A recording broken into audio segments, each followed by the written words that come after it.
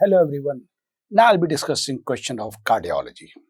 Well, we have a 69-year-old man and he was brought to emergency department. He had gone for an early morning jog and he felt lightheadedness while jogging and sat down on the curb to prevent a fall.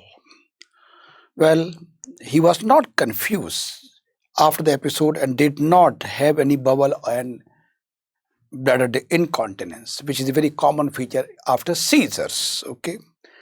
Well, a similar episode occurred 4 weeks ago also. He felt lightheadedness while climbing the stairs but did not pass out. He had been having some occasional shortness of breath for the last few months but does not have any headache, blurry vision, or pain chest. He has hypertension controlled with hydrochlorothiazide. Otherwise, he is healthy. 20 pack of smoking is there and occasionally drinks wine. BP 142/90, pulse 80, carotid pulse is delayed, very very important point. S2 is diminished and S4 is present. A grade 3/6 systolic ejection murmur is heard in the right intercostal space. I think this is good enough to give you as the clinical diagnosis. And electrocardiogram showed normal sinus rhythm with left ventricular hypertrophy. The cardiac enzyme report normal. Now, most appropriate next step in the management of this patient is, if you look into the question, the clinical finding what they have given is they are highly suggestive of aortic stenosis, and the investigation that we should do the next in the management is echocardiogram. Now, what are the clinical feature of aortic stenosis as such? Angina, so-called pain chest, syncope, and dyspnea. So if I have tell you a mnemonic, ASD is the mnemonic, angina, syncope, and dyspnea. Now, in the patient of our question has syncopal attack, which is the main area of concern, and of course dyspnea. Pain chest is not a big problem, but definitely these two symptoms are there, and for this symptom he has been brought to the emergency. Now, well, we talked about aortic stenosis. We learned about the clinical feature. Now, my question is, what the most common presenting symptom of aortic regurgitation? Stop the video and write down the answer in your copy. What's the most common presenting complaint of AR? The answer is palpitation.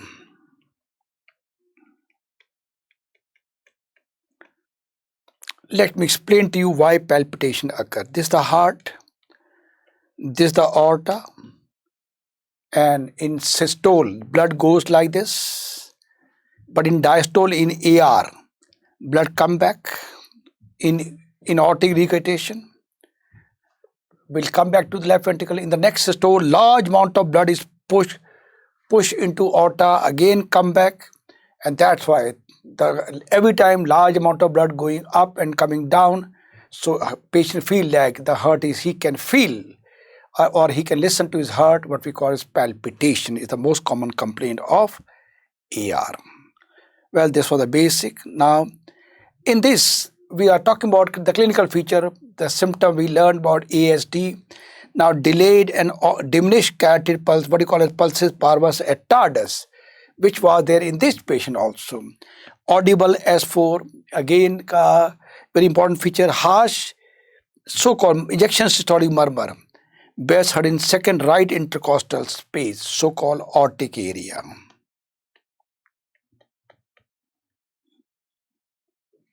Okay. Now, there are two questions. What are the finding in AS2 in severe AS, and murmur of AS radiates to which place? Stop the video, write down the answer. Well, this finding, what we get is we can get either single S2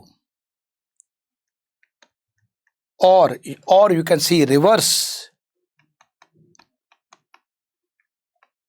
splitting of S2. This is much more commonly asked in the exam, reverse splitting of second sound.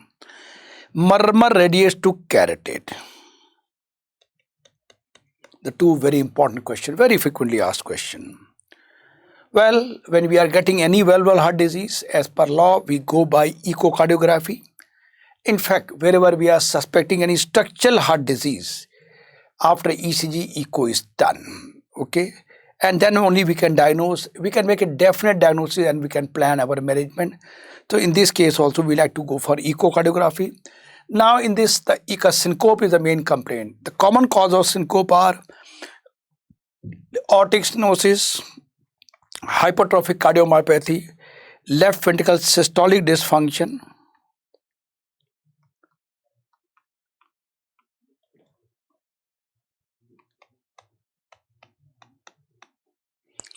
and cardiac tamponade, and of course arrhythmias.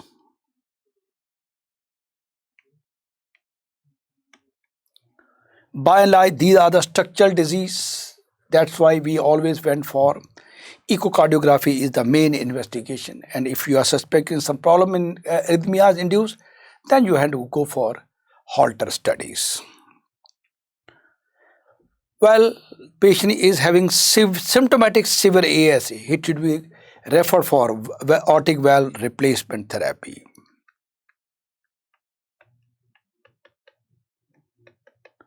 Surgical treatment should be done in such cases.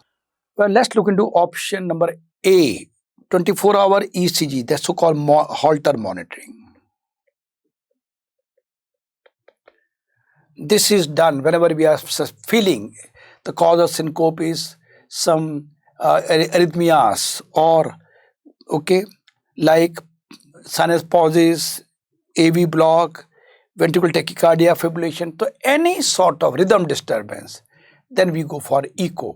Then we go for Holter. But in our case, the problem was structural problem, which we could diagnose by delayed rise of pulse, or there was ejection systolic murmur. So we are suspecting structural problem, echo should be done.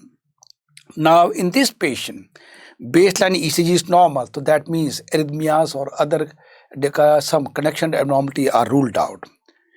Okay, and moreover, exertional dyspnea, lightheadedness are more suggestive of aortic stenosis. CT scan, somehow syncope is a problem due to brain, but somehow CNS disease as such are not a common cause of syncope. That's why CT, MRI are never the first line investigation for any case of syncope. Exercise test is considered, should be considered first line investigation? No. Exercise testing is done only when we are suspecting coronary artery disease.